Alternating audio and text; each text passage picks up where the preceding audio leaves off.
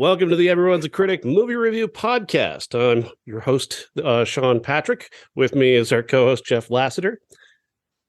How's it going? And Bob is off again this week. He will be back in 2 weeks, hopefully, if all goes well. So just wish him a speedy recovery from whatever it is he's doing, like a job or life or whatever. I'm beginning to doubt your dedication to Sparkle Motion. No, he owns his own business, and I mean, that's priority. And like a family or whatever, which is like dumb. Who spends time on family? Oh my God. I mean, I grew up hearing, oh my God, if you're a homo, you can never get married or have kids. And I was like, okay.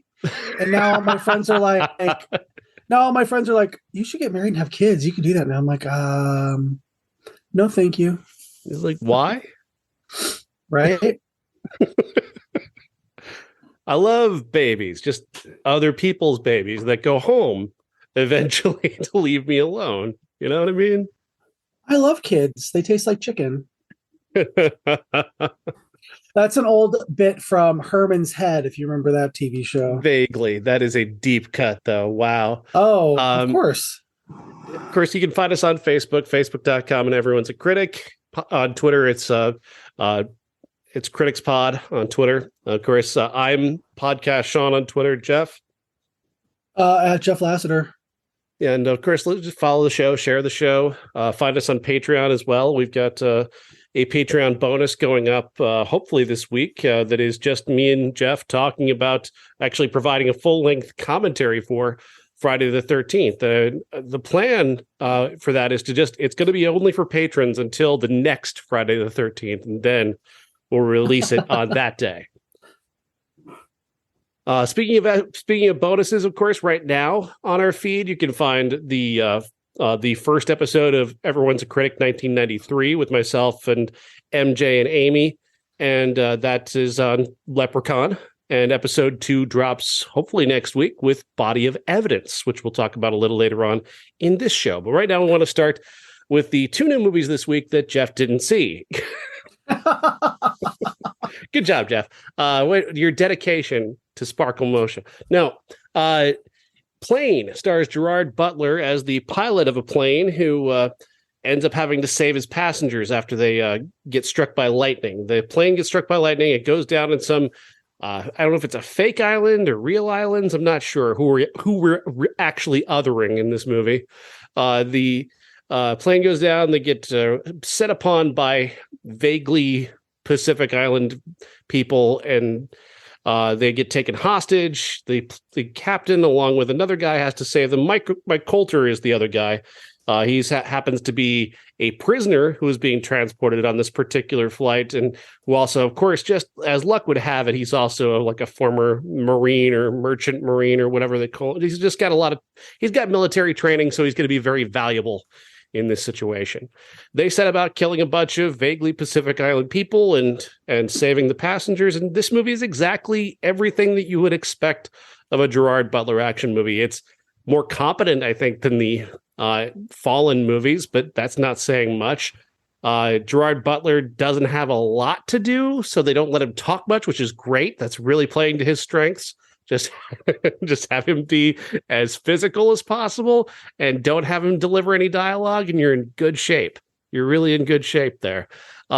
This movie is bad. I don't recommend it, but I was expecting far worse, and certainly I didn't expect it to be not the worst movie of the weekend. There's actually a worse movie this weekend than this.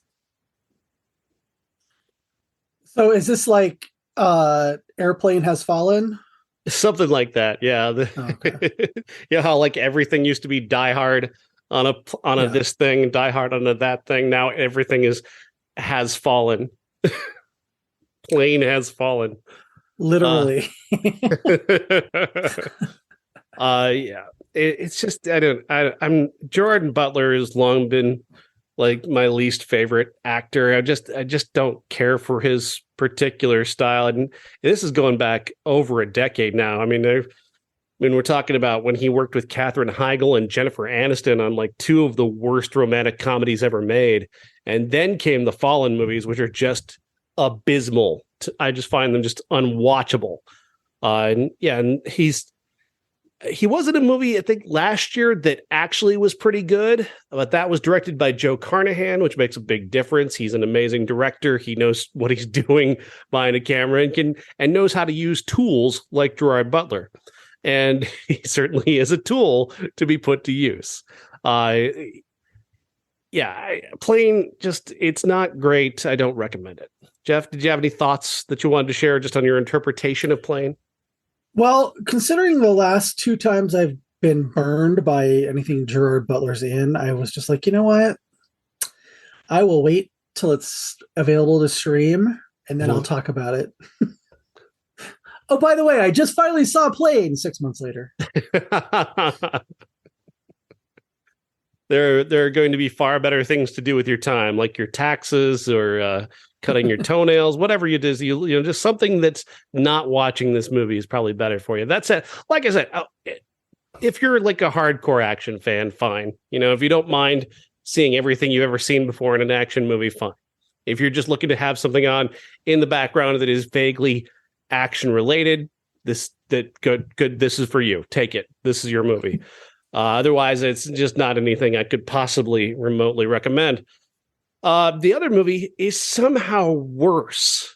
House Party, the remake of the Kid and Play movie from the 90s that I really like. I find that film to be very charming. It's got a lot of nostalgia for me. The Kid and Play, you know, are not actors, but they had a lot of charm about them. They had amazing chemistry because, of course, they did. They were, you know, the music they did together pretty well demonstrated that. But like their chemistry is phenomenal, and they were having a great time making that movie. This movie barely qualifies as a movie. Like the script just is almost non-existent. I don't think they actually wrote a script for this movie. They just arrived on set every day and somebody said, all right, just come up with something that's vaguely related to a plot about you guys needing money. And I don't know, you're getting kicked out of your house, so you need to get money for your house. Well, also your daughter needs to go to school. So use that as a motive, whatever. Just let's get Snoop Dogg in the movie, whatever. We're going to go to LeBron James's house and LeBron James is going to show up and be the best thing in this movie and then be gone. And ooh, this movie is hard to watch. There are there's just no logic to the storytelling. Everything is just ripped off from the first movie and badly ripped off. And it's just there to just go, hey, remember this? It's like a movie just poking you in the ribs constantly. Hey, remember this? Remember when the other guys in the other movie, they did this? Yeah, we're going to do that too. Oh my God. It's the worst kind of like, this is like taking something out of your refrigerator that's 20 years old and putting it in the microwave and thinking that you can eat it. Like that's what this movie is. Total and complete hot garbage. LeBron James shows up and in the end, and he's the best thing about the movie. He's the only character that makes any sense because he's upset that there are a bunch of people in his house throwing a party. Who are not supposed to be there. He acts like an actual human being in that scenario, which is, again, one of the only people to do that in this movie. And then, of course, you know, to provide the only watchable moment in the movie, he plays basketball because these guys, that's the amount of imagination this movie has, is that we've hired LeBron James to be in the movie. Of course, he's going to play basketball. I hate this so much. This is an early candidate for the worst movie of the year, Jeff. Oh, I mean, I saw the original in college. Yeah. And I just remember it just being, you know, like fun, but there was a plot. I don't understand why. It had a plot. Why would there are movies that, yeah, you can remake movies, but why? Why so many good movies? Remake a bad movie. Go find a bad movie and make it better. I really want people to start thinking about stuff before they do it, but I mean, we know that's not going to happen. Yeah. It is really it blows my mind that Hollywood just thinks we just want our own brain served back to us at all times. That's just it's like we're like Ray Liotta in that one Hannibal movie where it's just Anthony Hopkins feeding him his own brain. That's what Hollywood thinks they should do for us. And that's why we get movies like House Party, which makes about as much sense. I mean, I'm sure Ray Liotta in that movie could watch this House Party and maybe it would make sense to him because most of his brain is gone. Yeah, I mean,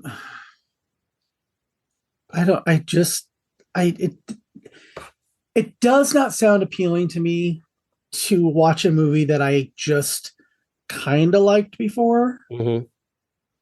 You know? Well, and they didn't do anything to change or improve it. They made it worse. Like they took all the good things out of it and just made a worse movie. There's another element to mention here. Kid Cudi is in this movie. I love Kid Cudi. That guy's great. He's super charismatic. And the idea that the people behind House Party hired Kid Cudi and then designed him to have a performance where he is a depressed weirdo version of Kid Cudi. It's like, why did you hire him? Why are you doing this? Why are you taking like this guy who's super charismatic and talented and having him just play this flat, weird performance? It makes no sense. It just blows my mind how dumb and ill-conceived this movie truly is. Yeah, there are very few remakes that were ever any good. Mm-hmm. And you're not the only person who has said this. I've heard this from a couple different people in the last couple hours. Yeah. But I just leave shit alone, you know? I mean, make a different movie about a house party. Yeah. Yeah, just go make your own House Party movie. Go make a modern version of a House Party movie, because that's not what this is. This is just a random assemblage of things you kind of remember, and a lot of shit that doesn't make any sense and is poorly motivated, filled with actors who are just. I mean, I think I've seen Jacob Latimore act before, but he's not acting here. He's just he just seems lost. This poor guy, it just seems to be wandering into every scene, going, what am I supposed to be doing? We're putting on there's a tailor here, and I'm going to put on one of LeBron James's suits that don't fit, but suddenly it does fit. Oh, yeah, sure, okay, whatever. Just give me my paycheck. The poor guy just seems so hurt. But the person I feel bad for, the hero of this movie, the unsung person who just deserves so much. He deserves to have a paycheck, a bigger paycheck than everybody else. And that's the editor who had to look at this garbage every single day and try and make sense. That poor bastard. I can only imagine. Gave up? Huh?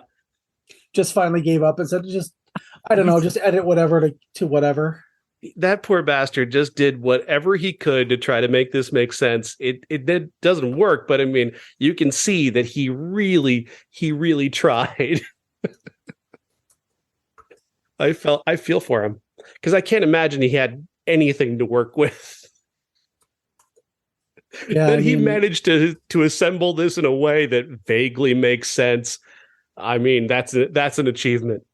And he uses that LeBron James basketball footage as much as possible to make this look like a real movie.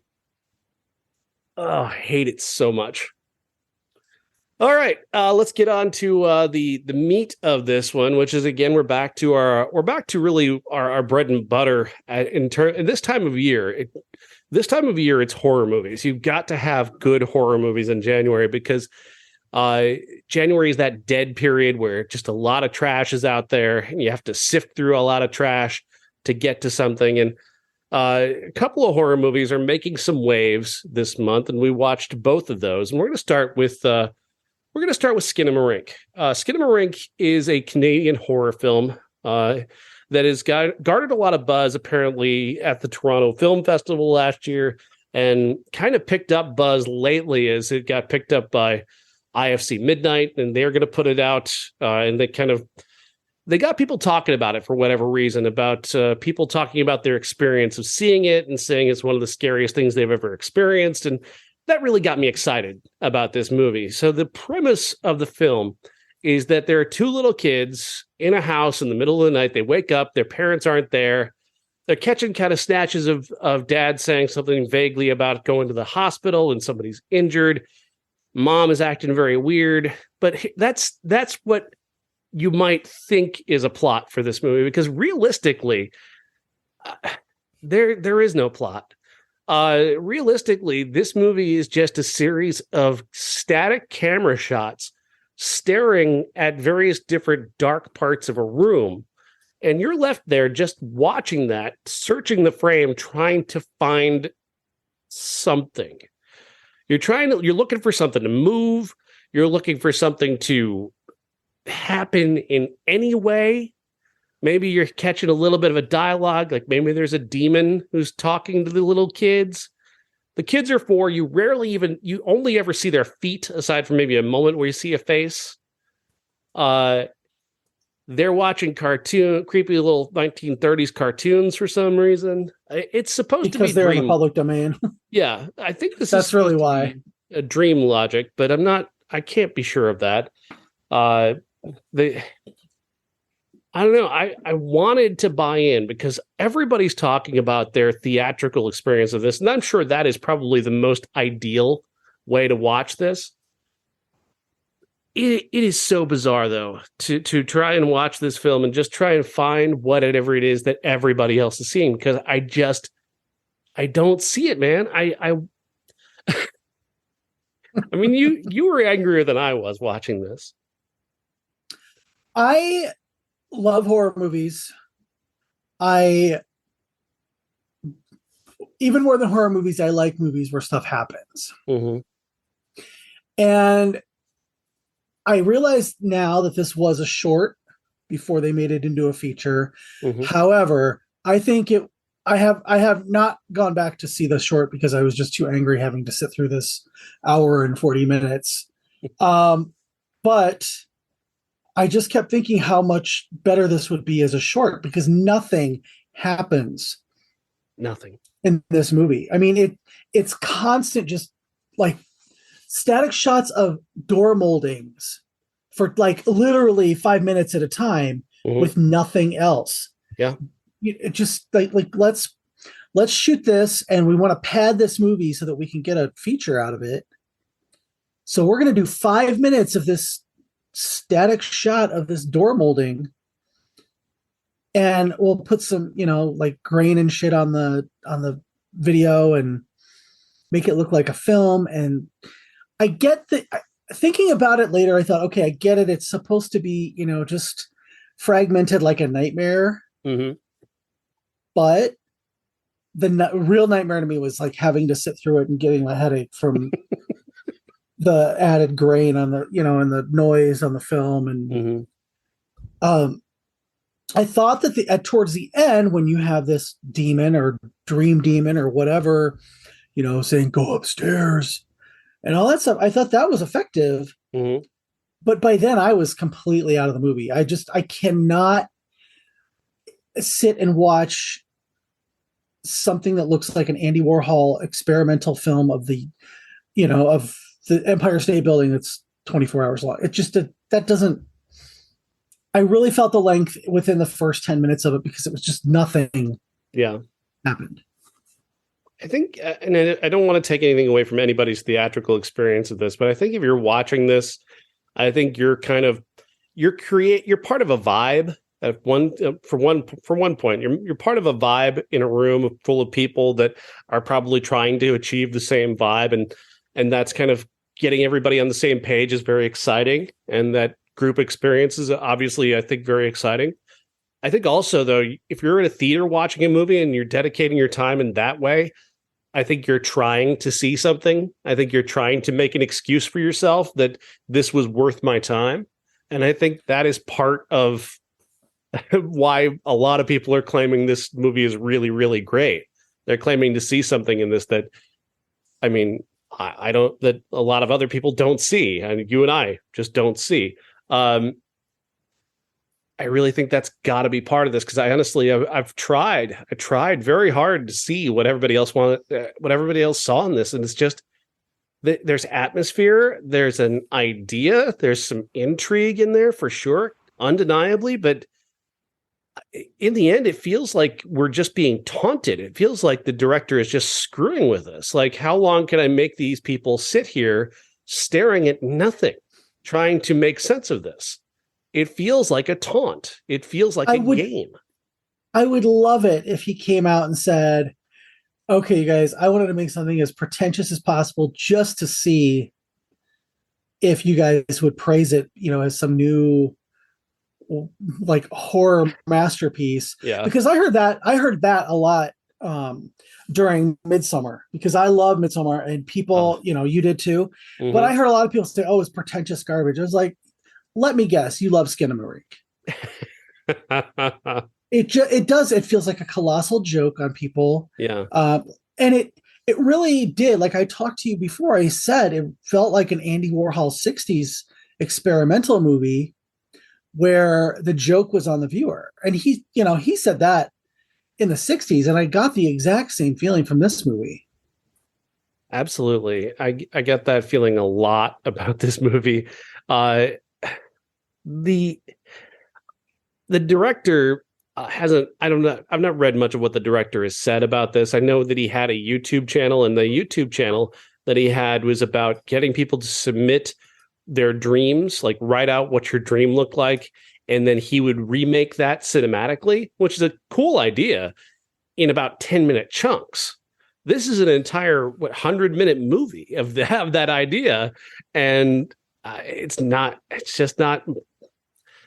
Man, I just don't know. I feel like I feel crazy because I can see that there are things here that are intriguing. There's good filmmaking ideas that just don't go anywhere. I mean, and I feel like I was kind of questioning myself, because I do that a lot, where I'm just trying to defend where I sit on a movie. I feel like I've got to answer these questions in my mind that I think other people are going to ask me. And I feel like I can defend like my space in terms of my attention span, because I think there's a lot of this is just an attack on the modern attention span, saying, "Oh, fuck you guys and your phones and your TikTok, like you can't pay attention for more than 2 minutes. That's why you don't like this movie." Well, no, I love Gene Dealman. Okay, so I win. Okay, Gene Dealman is a movie where not a lot of things happen, but it's a great movie because it gives you just enough to wander around in some ideas for a while and really think of something. This movie gives you a lot of time to wander around, but you don't wander around within the movie. It's too dark.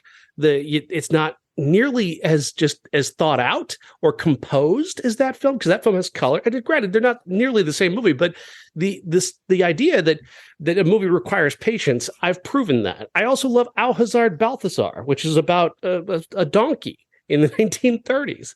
I mean, I've proven that I have an attention span. So I don't need anybody taunting me about my lack of attention span, which kind of feels like this is. Yeah, I have talked to several people. I have my little gay Twitter DM group that we talk about it. We're the ones who gush about Pearl, and some of us loved Megan, and it's just this movie. One of my friends said, "Oh, seeing in the theater was just such an amazing experience. He saw it in Quebec or somewhere." And such an amazing experience. And I can understand where it might be, but I'm going to tell you one thing. If you don't grab me in the first 5 minutes of a movie where something has to happen, whether it's like just dialogue or anything, this just didn't have anything happen. Mm-hmm. And I also am tired of being made to feel like I don't get something because I don't enjoy it. I get it. I appreciate what Kyle Edward Ball was doing, honestly. And if he said, what did he say on Twitter? Thank you to everyone who came out for the opening night of Skinamarink. To those who loved it, thank you. To those who hated it, thank you for coming out and taking a chance on weird, low budget movie. Anyways, I love weird, low budget movies. I do. I watched the Terror Train remake twice. Come on. It just wasn't for me. And that's okay for people to say. I don't feel the need to be like, oh my God, I loved it. Oh, it was transformative just to fit in. And I feel like some of the people who are saying that about this movie are doing that. It's the kind of movie that feels like it rewards that kind of person who likes to feel superior to others. Like, I see something in this that you don't. Yeah, Which maybe I'm one of those guys sometimes. Maybe I'm that way about Gene Dealman. I don't know. But it feels like it's that with intention. Like it's a movie made for those people who like to say that I see things that nobody else does. But I think moreover, though, the theatrical experience of this movie, I think that is a big difference. I think people who sat down in the theater, you're feeling a vibe in that room. Yeah, everybody's I kind of collectively holding their breath watching this. They're also trying to make a movie happen in front of them, because that's something that your mind does. Now, and speaking of which, I do, like I said, the visual elements I do like. Like there's a whole idea in here somewhere about the way in which when you look into darkness and you see something in darkness that maybe not moving, but it looks like a shape, your mind automatically tries to turn that into something. And I thought at a particular point that that's what he was going for. Like there's a scene where the kids go up to mom's bedroom and it appears that mom is in there. And I thought, is that maybe just a pile of like clothes, or is that like a pile of pillows maybe? And the movie gives that up immediately and just admit, yeah, that's her. Yeah. And I'm like, that was really really intriguing, and completely dumped him immediately. She doesn't say much, but she tells him to look under the bed. He looks under the bed, just darkness, nothing, just darkness. And then he sits back up and mom's still there. Like I'm looking for some Paranormal Activity shit. Paranormal Activity does the same thing, but something actually happens. Like she's standing in the hallway in that, that darkness camera, whatever that camera view is, that green camera thing. Yeah. See in the dark. She's just standing there, and the film whirs by you and shows you that hours are passing, and then suddenly it stops, and she's standing still, and tension builds, and you're waiting, and then finally something fucking happens. And it's as if the people who made this movie go, okay, we're going to do the same thing, but nothing will happen. Yeah. And we'll see how people take to that. With the line from Steel Magnolias, an ounce of pretension is worth a pound of manure. I mean, if he was being genuine with this movie, cool. Congratulations. You did something different that a lot of people are, talking about, and you'll get more work out of this. But I'll tell you right now, if it's more of the same, this is a movie I want to see remade as a narrative.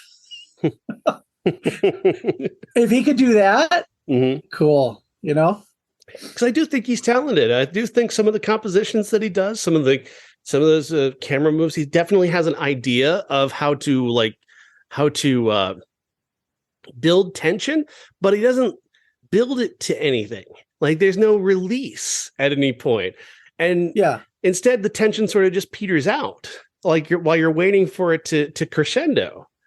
And that's just not, it's not pleasant. It's not fun to watch. There's nothing fun here.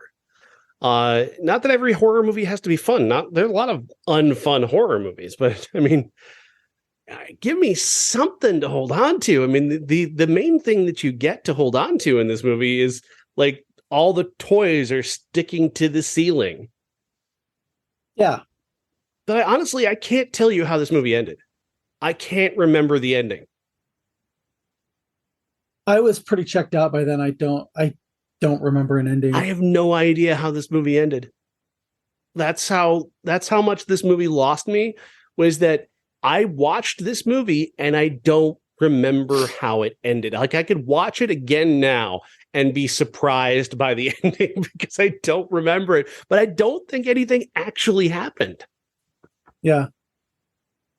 Continuing here on the Everyone's a Critic movie review podcast, and our next movie is easily the best movie I watched this past weekend, and it's a movie called Sick, written and directed by the absolutely, utterly, completely brilliant Kevin Williamson. The movie is a slasher film set in COVID times where you've got just the basics of a slasher movie. And the thing about it is that when somebody is a master of the basics, they can deliver something that you've seen before, but it's better than what you've seen before because it's so skillful. And that's what Kevin Williamson does. This movie, I mean, the opening element of it plays like Scream. You've got a character who receives a text message. He doesn't know who it's from. It's a testy exchange. He arrives home. He finds his door open. Somebody is stalking him. And eventually, you know what's going to happen here. But it's so amazing because Kevin Williamson uses the tools of a director so extraordinarily well that John Himes, excuse me, is the director. Kevin Williamson wrote it, but he uses the tools of a director so very, very well. The tension is so incredible. The way he scans the room to show you an open door, and then you hear a noise, and then, I mean, again, it's incredibly basic, but it's so well done that I found myself kind of catching my breath and hiding behind my hands and like the classic things you want to be doing when you're watching a slasher movie. I'm really impressed. Then you get to the actual meat of the story. You meet the two main characters. You then see them begin to be stalked. You got a character who arrives essentially as cannon fodder to provide more bodies, which again, classic slasher movie, but well-made, well-crafted character who serves a terrific purpose. And every character in this movie has a purpose to fulfill. Again, you've got just these very basic elements, but they all work so well because the direction by John Himes and the script by Kevin Williamson are so tight. And 82 minutes. Thank you for 82 minutes because this movie can only really sustain 82 minutes. It's just under this premise, what they're going for here can only sustain that. They stuck to that. And it really, really worked on me. Yeah, I had heard what, this is a great slasher movie. This is, you're gonna love the chase scenes and all that, and I really did. I thought that the denouement of the movie was a little fast. Mm-hmm. Once you found out what the whole impetus behind the killings are, or the attempted murders in most cases, you're like, oh, okay, well, expand on that. Mm-hmm. You know what I mean? Right. I thought that because of the fact that there's really only four characters aside from the killer and one other person who kind of explains it, I thought that was really well done because you actually made this movie last this long and still have, you're not going through 16 different kills like a normal horror movie. Yeah. I really appreciated that. I appreciated, how fleet it was. I don't want to give anything away. I was told to go into this without looking up who was in it or anything like that. And I think that was for the advantage of not knowing who the killer is, mm-hmm. The person behind the killing, because that person is such a really, well-known character actor that you're like, oh shit. And then when you realize, oh, this is a Mrs. Voorhees kind of vibe, where you don't see this person throughout the entire movie. So yeah, it was a fun slasher movie. And I personally enjoyed the fact that it wasn't a super, convoluted message really. It wasn't super, well, you did this to me and then this and this and this and this. It was just like, okay, you did this and we're going to kill you because we're fucking crazy.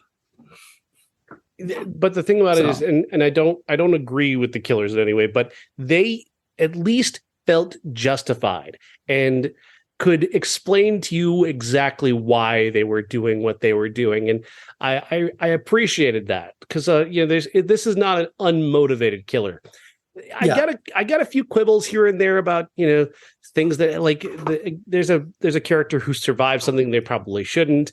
There's a chase that becomes very, very improbable involving a lake that I kind of didn't work for me, but it was I get what they were going for. It felt like kind of an homage element, which is fine because this movie doesn't overdo homage. It's its own self-contained thing. It also takes, you know, the modern, you know, 2020 existence and uses it very, very well while not dragging it either. This isn't about whining about wearing masks. It's reflective of the reality that some people took it seriously and some people didn't take it seriously enough. You know, that's really terrific. I was kind of worried that the theme of the movie was going to be, you know, kind of anti-mask or something, and thankfully it wasn't, because it could so easily go that way. But it really rode that line between some people were irresponsible and some people are not. This movie is really, really well made, and it's impressive. It definitely has a Scream feel to it, but it feels fresher just because the direction is just that little bit different. It's just a little bit quicker. And of course, the motivation is ever so slightly different, but the same. Mm-hmm. It's very familiar without, you know, ripping off and just giving you everything you've ever seen before. You know, I think coming out of House Party, I really admire a movie that can feel like other movies without having felt like it ripped off everything and just like, hey, remember that? Hey, remember that? Hey, remember that? Yeah, it's. I mean, it's derivative, but sure, not. You know, it's not that serious. You know what I mean? It's like, oh, okay, we get what you're doing. One of your quibbles about, you know, some people surviving something that they shouldn't have, that speaks to something that's kind of a little more prevalent in horror movies nowadays. Right. And I don't know if it's just, you know, people. Okay, or I'm going to use Scream from last year, Scream 5. I'm sorry, or 5 Cream if you are nasty. Which they totally should have made it 5 Cream. I mean, come on. The writers and directors seem to fall so in love with their characters that they can't let anybody die, and therefore there are no stakes. Yeah, and I think that. When you said I have a couple of quibbles, like somebody shouldn't have survived something, I think that's Kevin Williamson falling so in love with his characters that, well, I got to kill somebody, so I'll kill this one, but I'll make him a little more unlikable at first. But I can't kill this person because they're too you know. They did that with the twins in the last Scream movie, and they did that with several people in that movie who should have died. I still haven't seen it. Oh, well, I'm not going to spoil it, but now I have to see it because they're going to New York now. So I guess I need to see it. Yes, and they're bringing Kirby back. Thank you. Hands down, the best character from Scream 4 is coming back. And Kirby was dead. Well, the rules of horror movies, Sean, you never know if somebody's dead if they die off screen. And one thing I'm going to spoil for you in 5 Cream is that because you won't see it the first time you see the movie, and you'll probably only watch it once. I was not a fan of the last Scream. Sorry, I keep doing that. I shouldn't say I wasn't a fan. It wasn't as brilliant and wonderful as, you know, I think everybody that I know, especially like 18 to 30-year-olds are like, oh my God, it was the best horror movie ever. No, it's really not. It's really, really not. It's terrible. They're showing a YouTube clip about the Stab movies, and Ryan Johnson directed a Stab movie in this universe. And it talks about, it's basically, you know, it's a riff on The Last Jedi where everybody's like, oh my God, he ruined my franchise. And you see the ghost face with a chrome mask and a flamethrower. You know, it's like, okay. But in the corner of the YouTube clip it says Woodsboro survivor Kirby, blah blah blah, and it's like, so she actually survived. So they put that in there, and now she's coming back for Scream 6. So, Oh, that's funny. but again, that's that. Kirby should have died, but I can see where they want to bring her back because she was the best character in that movie. The same with Jennifer Jolie in Scream 3, Parker Posey's character. Right. She technically kind of died off screen, so she could come back, but I like it better that they took the chance and killed her because she was arguably the best character in that movie. Even in a terrible, terrible, terrible film. Scream 3 is awful. You know what though? It's like all the Scream movies have stuff I don't like, and same with Star Wars. Stuff I don't like in every single movie, and that includes The Empire Strikes Back fanboys. But I don't hate any of them. I did not really enjoy this last one, and if you see it, you'll have to watch it before the new one comes out, obviously. I know. But a couple of the new characters are just insufferable and terrible, and that's what killed the movie for me. That doesn't sound fun. But the thing about this movie, Sick, that we're talking about now, which is available now on Peacock, is that all of the main characters are really great characters. They're characters you root for, and Kevin Williamson just knows how to write this movie. Like he you'll notice, like when he writes the Scream movies, he writes only the good ones. Then you go to 3 and it's Aaron Kruger and it sucks. And then you go to this new one and he's not involved. And what happens? It falls off a little bit, he's the key. He's the key to it. And I think nothing against John Hyams. I think John Hyams did an amazing job directing this. And certainly he's responsible for that, those incredible camera moves that really make this film feel so dynamic.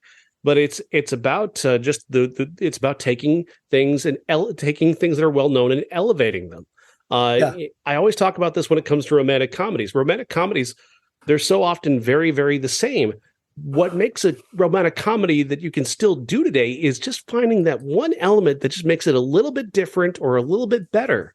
Whether it's a pairing that nobody's seen before, that nobody expects, that really works. Like a movie called Marry Me with Owen Wilson and Jennifer Lopez. I never would have thought that movie would work. I thought going into it was going to be terrible. They had amazing chemistry, and Owen Wilson's sort of strange vibe with Jennifer Lopez. You wouldn't see those two people connecting, but they do, and it's his sort of oddity that makes it work.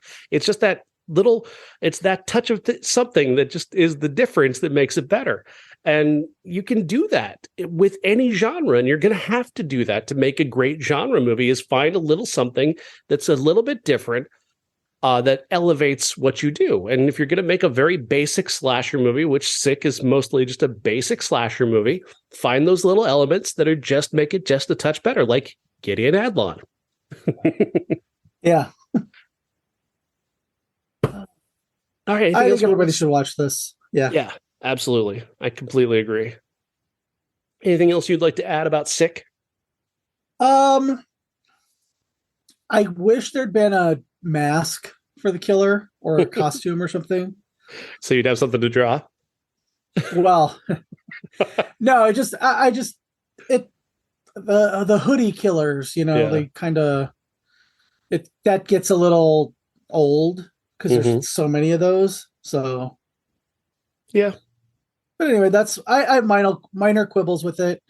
That, and one of the, a character who should have died. That's it. All right. Sick is highly recommended. Now, Sunday night, as we're recording this on a Monday, just the night before the Critics' Choice Awards took place, it was a terrific show. Very proud to be part of the Critics' Choice Association, and of course, very happy to have voted for the winning film, Everything Everywhere All at Once, which took home big award after big award, directing, writing, the award for Best Picture, of course. Kwan won the Best Supporting Actor. Like it's just it really 5 awards out of the 14 it was nominated for is pretty great, and very proud of that. Also winning last night was Kate Blanchett for Tar, which is again one I voted for. Kate Blanchett's incredible in that film. And then one that we've talked about, you and I, Brendan Fraser in The Whale wins Best Actor, and we don't like this movie. We don't care for this movie at all. But did we agree that Brendan Fraser at least is very good in it? Oh yeah, he's great. It's just he is a standout in a movie that looks like a stage play that was adapted from a stage play, but doesn't do anything beyond be a stage play. Yeah, and it's just it's a mean, ugly movie that's around him. Did you watch Brendan Fraser's speech? I did. So it was beautiful, and I loved his emotion, and I really feel for him. He's such a wonderful performer, and I know what he was going for in that speech in the end. But is it really his argument that his character survived? Because I mean, he finishes the speech last night. Brendan Fraser says, telling people who are in the situation that his character in the movie, and it was just he's dying from heart failure from having eaten himself to death. He's telling them to go into the light, and it's like, Brendan, you're telling them to die?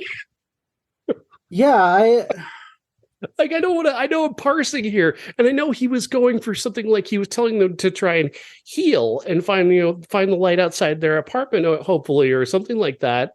I know what he was going for, but if I've seen the movie, and I just like it struck me as like that doesn't quite connect. Yeah, I get what he was going for. It was, I think he thought of it, like kind of for a while and said, oh, go into the light. And all I could think of was Tangina from Poltergeist. Go into the light, Carol Ann. That kind of thing. And as a fat person. Yeah, go ahead. As a gay fat person, like he played in the movie, that was not the message. You are not obese, Brendan Fraser, at all. I mean, you're bigger than you were in Encino Man, obviously, but he was never going to have to worry about being ugly or being actually fat unless he, starts eating himself to death. But just it always comes off condescending, and especially when like he played somebody and he had to get into makeup and a fat suit and all that. It's like, it comes off as a little inauthentic, and I know he doesn't mean it that way, but right. Well, after years and years and years of having, go ahead. Sorry, just years and years of having all this, like Hollywood perfection drilled into your head, and then a regular weight person is telling you, oh, if you're morbidly obese, get up off the couch and go into the light. That comes off as like, kill yourself, I mean, because that's kind of what he did in this movie. He just killed himself by not getting himself any help. And that was his speech was the antithesis of what the movie said. Absolutely. On top of which, he's starring in a movie that, while he invests that character with a wonderful soul and a sort of inner beauty, the movie around it is so cruel to him. Everyone, aside from maybe Hong Chow, like especially the daughter, she just embodies cruelty to a person like him, and it's really, it just feels wrong to try and treat this story as if it were uplifting. This is not uplifting. This is shame. This is shaming people. This is putting shame on people. You should feel bad in this situation. And I'm not saying eating yourself is not good. Don't do that. And if you're putting yourself in a position where your health is at risk and you're not trying to save yourself, please try to save yourself. Please do. There's still a place in the world for you. This movie, though, seems to be saying, like, maybe death isn't so bad for you. Like, at this point, like, you've kind of gone so far that maybe, go into the light. Honestly, like, because it's so cruel. Yeah, it's just, I mean, don't watch this and think that every fat person is like him. And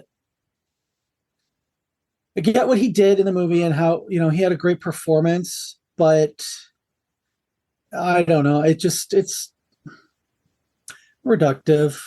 Mm-hmm. Everything this week is a little reductive, to state that, he is somehow doing fat people a favor by playing one in a movie who is so depressed that they eat themselves to death. I mean, if I want to watch that, I'll watch Hoarders. Yeah, exactly. And you can't let a fat person be happy on film. And I think I said that when we talked about the movie, but why couldn't he have said, you know what, I'm going to go to the hospital. I'm going to see if I can get better. And, I'm going to do what's right for me as opposed to always making the wrong decisions.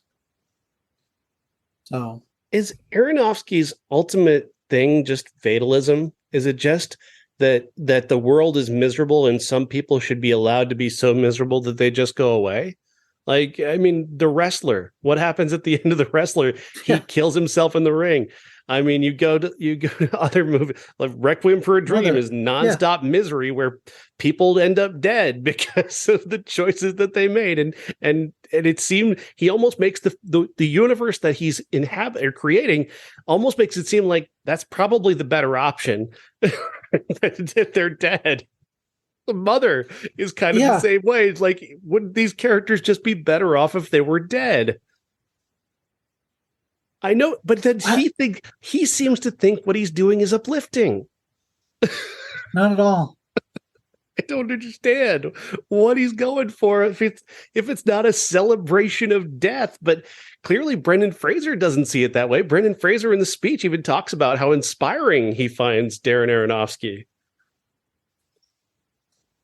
Yeah, he does have a particular sort of fatalism about every person that he makes a movie about. I mean, you could almost push it. If you want to really push it, you could almost say he's like advocating for eugenics. Like he's just advocating for a world where, like, hey, if they don't want to be alive anymore, that's fine. Yeah.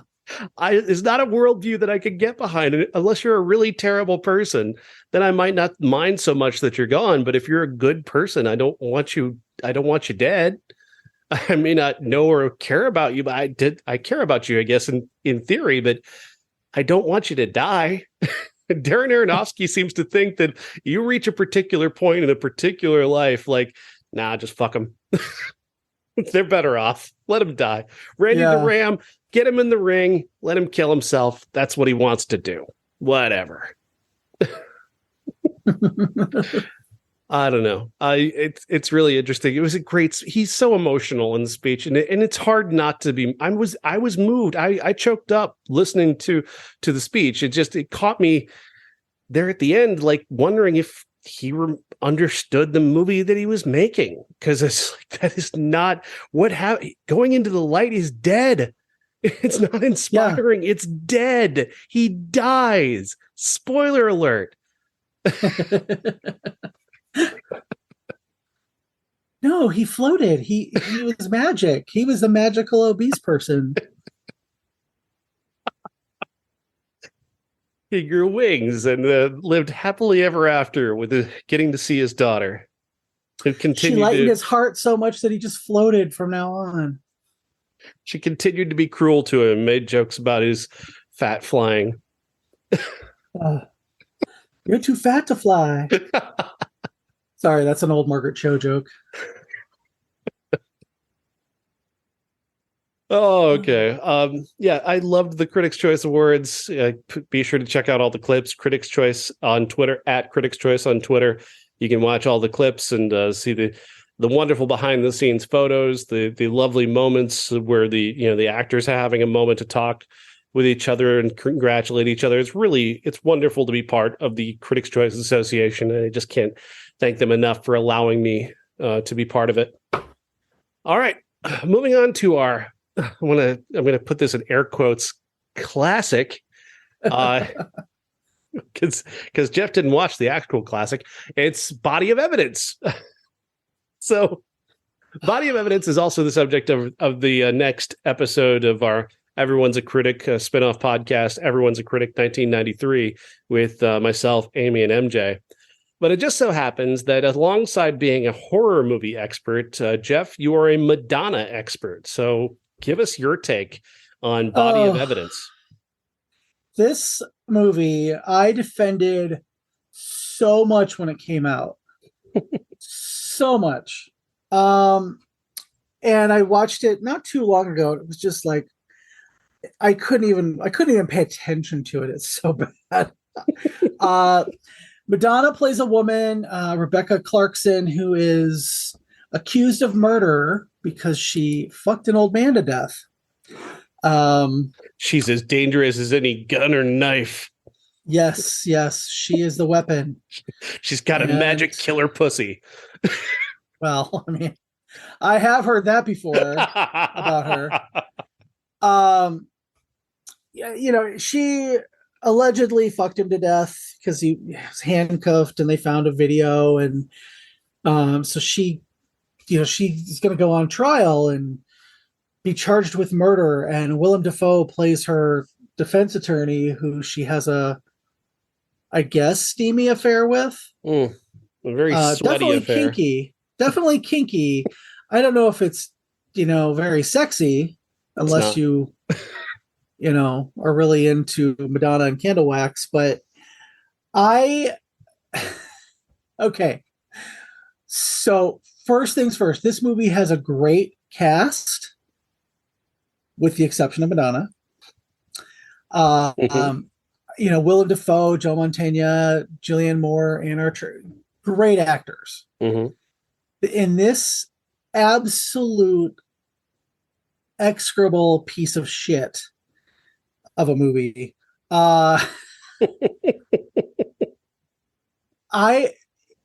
given the right character and the right situation, Madonna is fine. Mm-hmm. She was great in A League of Their Own. Yeah, absolutely. I agree with that. Desperately Seeking Susan, nobody else could have played that the way she played it. Mm-hmm. Okay. I actually thought for parts of it, she was really good in Evita.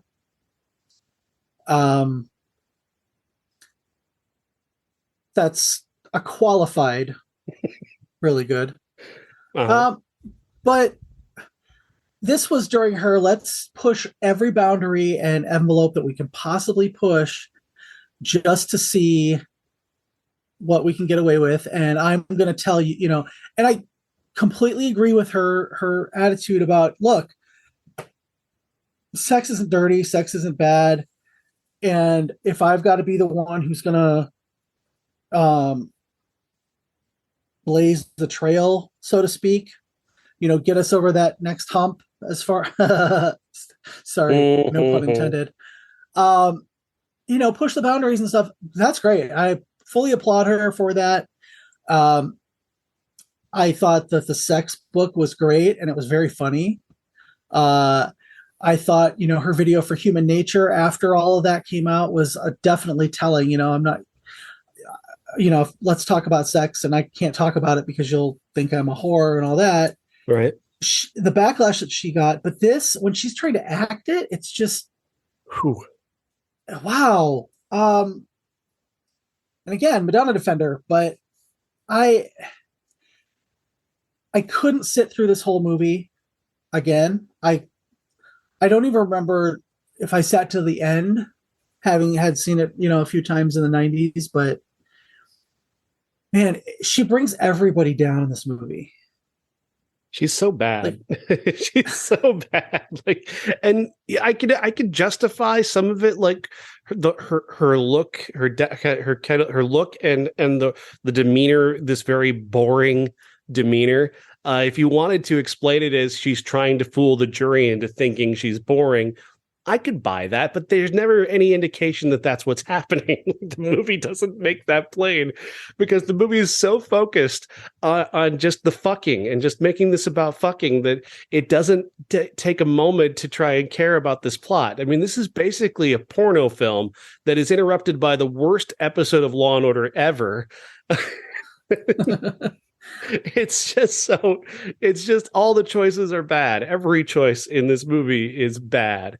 what stood out to me, and what we talked about a little bit more in the spin-off podcast, that the idea that this was a movie that was released in theaters reflects something about the times. Like, we lived in a time in the early 1990s where it was perfectly acceptable to be in public with a hard-on. If you're a white male, white cis male, that's okay. Fair enough. Yeah. I blew MJ's mind. MJ is 18 years old. I blew their mind when I told them that movie came out in theaters, because they could not believe that a movie this gross and pornographic was in a movie theater, a mainstream movie theater, not its own porno theater. This was in a theater. Thing that speaks to is the power of Madonna. In 1992, it's arguably she was one of the biggest stars. Mm-hmm. Not necessarily movie stars, but if they had picked an actual movie star to do this instead of just a star who was known for sex and pushing the envelope, like, can you imagine Julia Roberts in this movie? No, you can't. No, because she can act, and it's like, okay, if we put she would not do that because it's so dumb. No. She would not do it.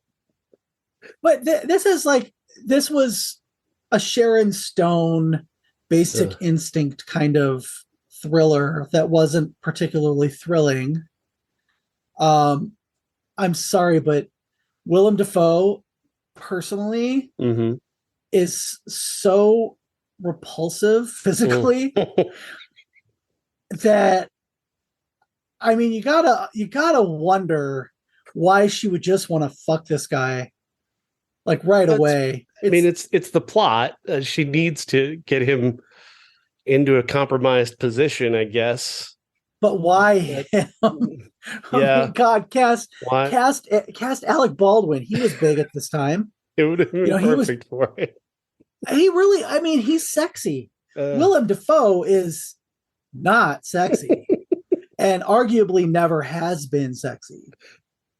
But a really funny thing about this movie is that it has no self-awareness, first of all, but then it wants to both it wants to have Madonna one way and another way. It wants to be able to have Madonna be your masturbatory fantasy for white cis males. And then it wants to have you also shame her and go, no, she's a fucking whore. She's a whore. And we're going to call her a whore every 10 minutes to remind you that she's a whore. But also, look at her naked. Look at her naked. Yeah. Also, it's her fault that you're so horny. It's her fault. It's not you. You don't have to you don't have to have any self-control. You're a man. You don't need to have any self-control whatsoever. You don't have to. The entire plot turns on the idea that men cannot say no to sex. Like, that's the entire plot. If one of these horny old men that she's banging could just say no to sex, but no, she had her pussy power is just so overwhelming that there was no possibility. These men had no opportunity to consent or not consent. Oh, that is just so bafflingly wrong and stupid. Well, okay, so talking about Madonna in general, I personally think that some of the shit that she's doing these days is pretty sad. Yeah. And it's not because she's older. It's not because it's stuff that people were doing 5 years ago. And Madonna has never been 5 years ago. Madonna's always been like 2 or 3 years in the future. But, she's getting on TikTok and she's got grills still. And it's like, this is not the 90s. Grills, stop. But she was so ahead of her time. And that's why this movie doesn't work, because this is a movie that was like, was it a year after, 2 years after Basic Instinct? Yeah, about that. Whenever, when every movie that came out, like Sea of Love and the Big Easy and all that stuff was running rampant. Yeah, and it was all just like, they just thought, okay, she's sexy and she's got this erotic image and she put out this sex book and let's put her in this movie where it's just about sex and it's so misogynistic. Oh, it's so misogynistic. There's a scene in the movie early on where Ann Archer, she comes in, she's the assistant of the dead guy. A detective calls her over to ask her to tell Joe Mantegna what she's reporting in this situation. She starts to talk. He cuts her off and then says what she was going to say. Yeah, that this whole movie, it treats its women like weapons or doormats. Oh, it's so The awful. only woman with any agency for even a second is Julianne Moore. Yeah. But even she has to come back at the end. Like, why does she show up at the trial? Why does she show up at the crime scene at the end? Like, because of course, this man with the confusingly large penis, she has to come back to him because that's the rule. The wife always has to come back. And I think that this movie could have been a decent thriller kind of mystery if it had been somebody else playing the lead. Mm-hmm. Madonna is good in smaller roles or roles that are closer to who she is, which doesn't, that's damning with faint praise, obviously, but right. she's not somebody who can carry a movie.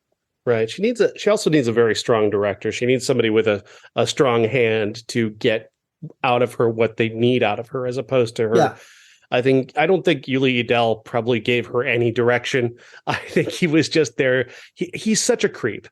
I'm sorry, I don't know the guy, but his direction is creepy. He's a creep. He's a leering creep, and he likes to make everybody into leering creeps, but also scolds because she's naked, but she's a whore. The literal Madonna whore complex. It's so bizarre. And the movie is not self-aware enough to know that. There's only one good self-aware moment in this entire movie, and then we got to wrap up because we're almost out of time. But there's a moment at the end when Madonna gives her villain speech where she's telling Jurgen Prochnow, yeah, I fucked you and I fucked him and I fucked him. That's what I do. I fuck and I got paid $8 million for it. And it's like, that's the thesis statement of the entire fucking movie. And you know what? Good for her. Good for her. Get your money, girl. I'm all for it. I am all for it. I'm not going to shame that at all.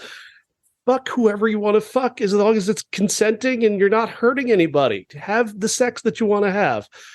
I think she's a bold trailblazer in that way. And I'm not saying that in any way mocking. I believe that. But this movie is so shitty. It's so intended to exploit her. And she thinks that she's in control of that. She's going into this, I believe, thinking that she's got control of that. And the movie just totally manipulates her into this situation where she's just the subject of such ridicule and hatred and vitriol. But at the same time, she's also lusted after and exploited for her nakedness. It is a filmic crime. We're watching a woman be abused on screen. That's what we're watching. And it's gross and disgusting, and I hate this movie even more now. Well, Dangerous Game turns 30 this year. Oh, for fuck's sake. We should just do a Madonna retrospective. Bonus. We'll do. I'll settle for maybe like a truth or dare commentary. That movie was great. All right, we got to wrap it up. But Jeff, thank you. Thanks a lot.